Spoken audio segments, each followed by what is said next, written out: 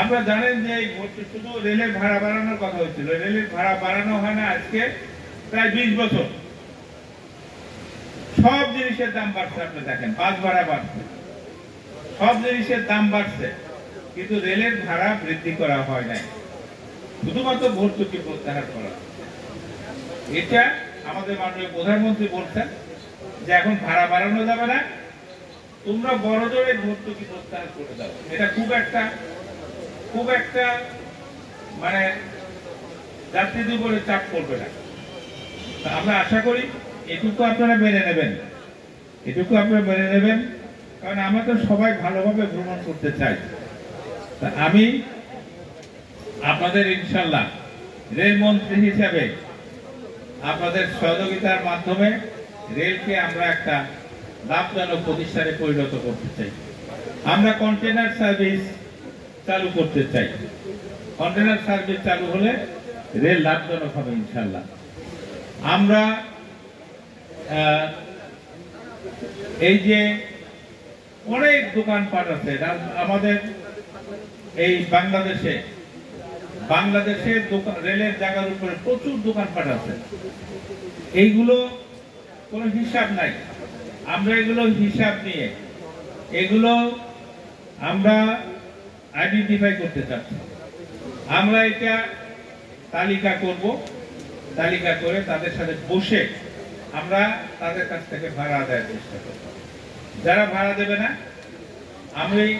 তারা রেলের জায়গায় দোকানপাট করতে পারবে। আমি মনে করি যে বাংলাদেশে যে জায়গা যে দোকানপাট আছে শুধু এইগুলো থেকে আমরা যদি ভাড়া আদায় করতে পারি, তাহলে পরে বাংলাদেশে রেলের কর্মচারীদের বেতনের জন্য আমাদের রাজস্ব দিকে তাকাতে হবে। এই টাকা দিয়ে আমরা সমস্ত কর্মচারীদের বেতন ভাতার ব্যবস্থা করতে পারব। তো আমরা চাই শুধু আপনাদের সহযোগিতা। আজকে রেল আপনারা জানেন রাজবাড়ী সারা বাংলাদেশের মধ্যে বৃহত্তম কারখানা হচ্ছে, 105 একর জমি নিয়ে কারখানা হচ্ছে। এটা হলে আমাদের রাজবাড়ী প্রায় 5000 শ্রমিক কাজ করতে পারবে, তাদের কর্মসংস্থানের ব্যবস্থা হবে এবং এটার কাজ দ্রুত চলতেছে। আমাদের যে অডিটোরিয়ামের কথা আমাদের সদস্য মহোদয় বললেন, এই অডিটোরিয়াম রেলের যে কারখানা হবে এর মধ্যেই ধরা আছে এবং এই অডিটোরিয়ামটাই ধরা আছে। এই আজাদী ময়দানের অডিটোরিয়ামটাই খুব সুন্দর একটা অডিটোরিয়াম, দেখার মতো, যেটা আপনারা চিন্তা করতে পারেন না। আমরা এখন এই অবস্থায় চিন্তা করতে পারি না এত সুন্দর একটা অডিটোরিয়াম হবে। কাজেই আমাদের যে অডিটোরিয়ামের সমস্যা আমরা এই কারখানা সৃষ্টির মাধ্যমে আমরা আমাদের পূরণ করতে পারি।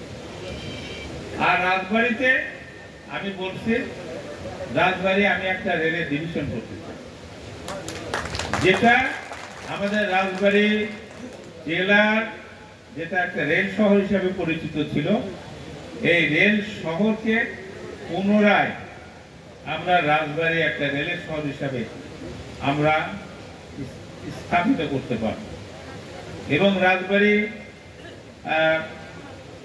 সৌন্দর্য, রাজবাড়ির জীবনযাত্রার মান সবকিছু কিন্তু এই ডিভিশন এবং রেল কারখানার উপরে নির্ভর করবে। আমি বলছি আপনাদের রাজবাড়ী স্টেশনটা আমার কাছে প্রথম দিকে আসতাম আমার কাছে খুব খারাপ লাগে, যে রাজবাড়িতে আমরা যখন কলেজে পড়তাম তখন কিন্তু এই স্টেশনটা এর চেয়ে ভালো ছিল। তো এই রাজবাড়ির স্টেশনটা একটা সুন্দর স্টেশন হিসাবে স্টেশন ভবন নির্মাণ করার জন্য আমি অলরেডি নির্দেশ দিয়েছি।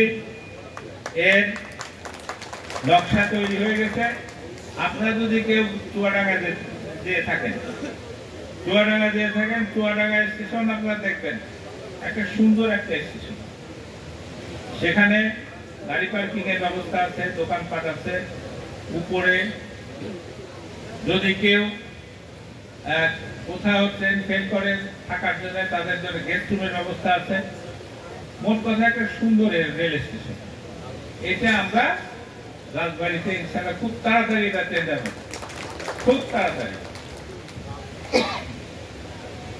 এই কাজগুলো করতে পারলে আপনাদের জীবনযাত্রার মান ভালো হবে, রাজবাড়ির সৌন্দর্য বৃদ্ধি পাবে, রাজবাড়িতে কর্মসংস্থানের সৃষ্টি হবে এবং আমরা সবাই ভালো থাকতে পারবো ইনশাআল্লাহ। আমাদের মাননীয় প্রধানমন্ত্রী, যিনি রেলকে সর্বাধিক গুরুত্ব দিচ্ছেন, রেলের কোনো কাজ গেলে, রেলে কোনো ফাইল গেলে মাননীয় প্রধানমন্ত্রী সে ফাইল ফেলে রাখেন না, ফেলে রাখেন না।